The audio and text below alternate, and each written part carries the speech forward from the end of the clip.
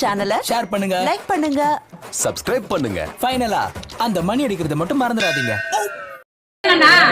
அடுத்தவங்களுக்கு கொடுக்கணும் ரூல்ஸே இல்ல. இப்ப லோன் இவங்க வாங்குறாங்க, இதே அடுத்தவங்களுக்கு கொடுக்கணும். இப்ப வாங்கி எல்லாம் பணத்தை அடுத்தவங்களுக்கு கொடுக்கணும். பணம் போனதுனால இதெல்லாம் கேக்குறேன் நான். நான் போட்டோ கொடுத்து ஒரே விஷயம். நீங்க வாங்குன பணத்தை கூட அப்படியே வச்சிருக்கீங்களா? யாரு நீங்க வாங்குனீங்களா? எல்லாரும் பணம் வாங்கிக்கிறாங்க இல்லையா? அந்த பணம் அப்படியே தான் வச்சிருக்காங்களா? யார்ட்ட கொடுக்கறது இல்லையா? அது இவங்க வாங்கி கொடுத்து அடுத்தவங்களை நியமிச்சு விட கூடாது. பணம் வந்து வாங்கி எல்லாமே இப்ப இவங்க வாங்குற இவங்க தான் கட்டணும். ஒருத்தர் கொடுக்குறாங்க. இவங்க வாங்குறத இவங்க தான் கட்டணும். இவங்க வாங்குறமா? அவங்க குரூப் வச்சு தான் அவங்க வாங்கி இருக்காங்க. அவங்க மேல சட்டப்படியா நடவடிக்கை எடுங்க. அதை விட்டுட்டு அவங்க மேல அவதூறா பேசுறாங்க. அவங்க அந்த வார்த்தை என்ன வார்த்தை கேட்டாங்க? இந்த மாதிரிலாம் கேட்க கூடாது. எத்தனை தடவை நான் அந்த காலோட வரவே நடந்து நீங்களே தோத்தாண்டல இருந்து நடந்து வாயிட்ட பாருங்க.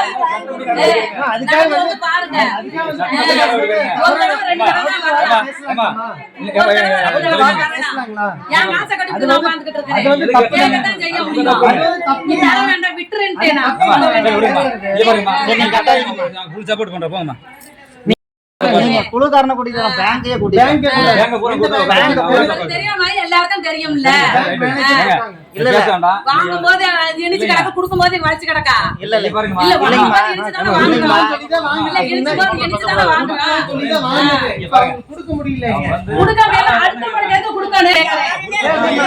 பணத்தை நீங்க வாங்குறீங்க, அடுத்தவங்களுக்கு எதுக்கு கொடுக்கணும்? அப்ப நீங்க தான் கட்டணும். கட்டுறதா சொல்றேன். நானே கட்டணும். இவ்வளவு நாள் கட்டிக்க இப்ப முடியாதுனா என்ன சொல்ல முடியும்? டைம்லாம் கேட்கவே இல்ல அவங்க. டைம்லாம் கேட்கவே இல்ல அவங்க. அவ ஓடி போயிட்டா. எங்க போனாலும் கொடுத்தவா. அங்க தர்றோம்னா அவளை போய் கூட்டிட்டு வரேன், அவளை போய் கூட்டிட்டு வரேன். எத்தனை வருஷத்தை வைக்க பாருங்க. நான் யார் அவங்கள்ட்ட பதில் சொல்ல முடியுமா? நீங்க அவங்க மேல சட்டப்படியா நடவடிக்கை எடுங்க. சரிங்களா? அவங்க வீட்டு முன்னாடி பேங்க் பூரா கூட்டி உட்காரீங்க.